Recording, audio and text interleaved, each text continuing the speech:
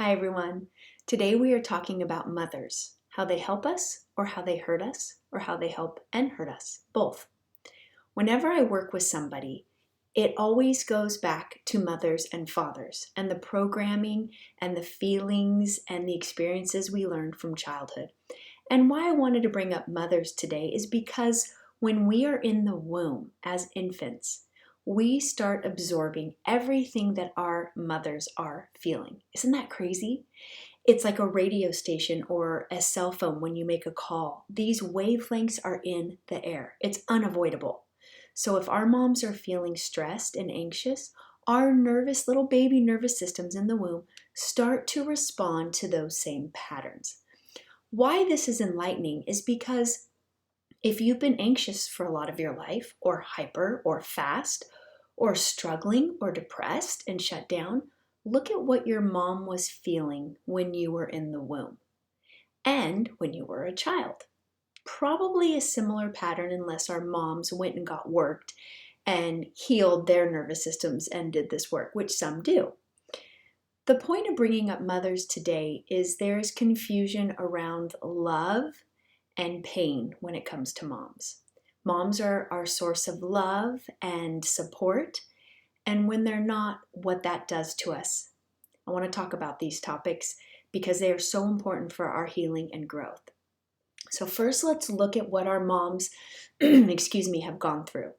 Look at their childhoods as much as you know. How were they raised? What did their parents show them? And knowing that they either did or didn't do the best they could. And then here come you. You're in the womb.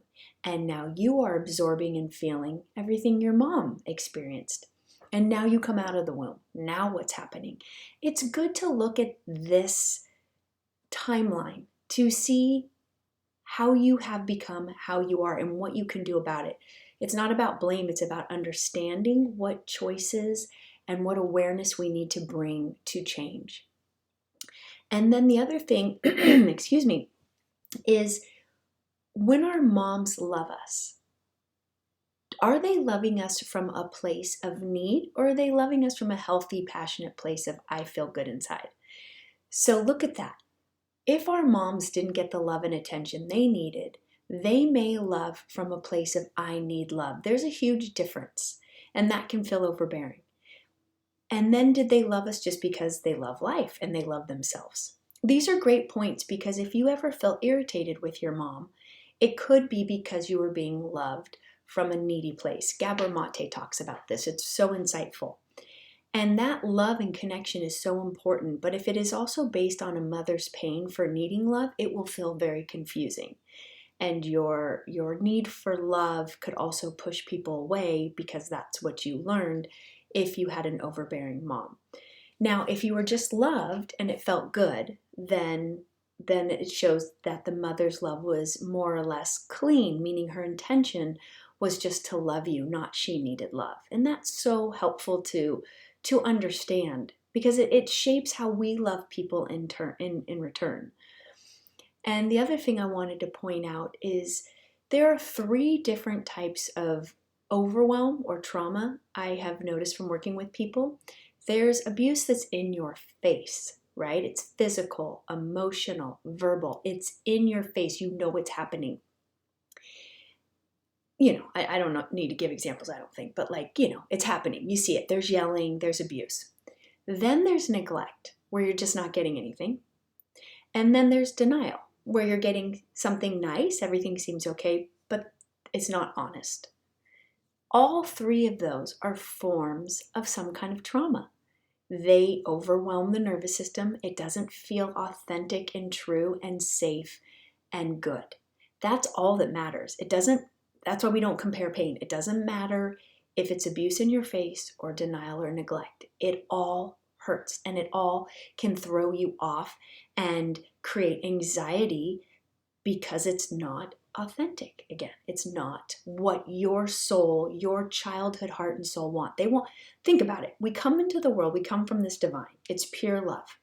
So what we come into, we're still looking for. It's to stay connected to that love, honesty, integrity, love, safety. When we don't get that, we are going to get signals from our bodies and minds that we need to do something about it. But when you're a kid, when you're little, and that is your home, you can't just leave and go get it somewhere else, right? It stays in you. So that's what we're unwinding and uncovering. And we have to start with awareness and understanding where all this first comes from. A lot of people I talk to understand, and a lot of people don't. And I didn't. And once I did, and once we do, there's a natural relief and peace that just starts coming over us so we can respond accordingly and make better choices for ourselves and give ourselves what we never got, and understand why we might feel a little cringy here or there, why we might need some space. Don't be hard on yourself. This is so normal when you're on this journey. But really what I want to focus on today is understanding how I'm really focusing on mothers, and even though fathers come in, and maybe if you're just raised by a father and there's no mother, same idea, just one parent. Usually one parent sets the tone in the sense of, let's say one parent was overbearing and the other parent took it. Either way, both parents do, of course, play a role, but we learn from one how to respond. And do we take a lot of crap, or do we have our boundaries? And these are all very normal things that you want to look at in the dynamics of how you were raised, because somewhere there's a golden nugget that helps you understand, oh, this is why I've attracted relationships the way I have. This is why I've let myself be treated this way. I want to change that. That's all it is. So normalize it. You are normal. We all are born into some kind of frequency, whether it be more peaceful, painful, anxious. It doesn't matter. It's what we do about the understanding and how we change it with the tools of regulating the nervous system and giving those younger parts of ourselves what we never got. And that's what it's really all about. There's no time. How do I heal this now? Oh, I didn't get this then. How do I give it to myself now? And that's what I love doing with people. It is so freeing, and it's like life begins. It's never too late. Our egos think, oh, there's a timeline. I was born here and now I'm this old. There's nothing I can do about it. That's not true. Babies don't know time. Animals don't know time. Our souls, our bodies, our nervous systems, they don't know time. Our younger parts of ourself, they don't know time. They just care that we give ourselves what we need now. So that is the key. What do I need now? Okay, my mom behaved this way. I didn't get what I needed. I didn't have the safety, or I didn't have the words or the actions that I would like to do for myself now.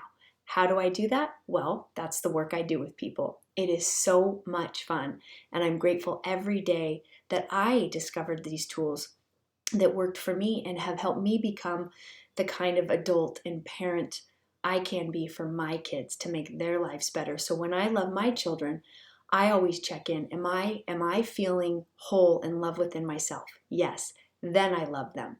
If I'm ever hurting, I let them know so they don't take on my hurt.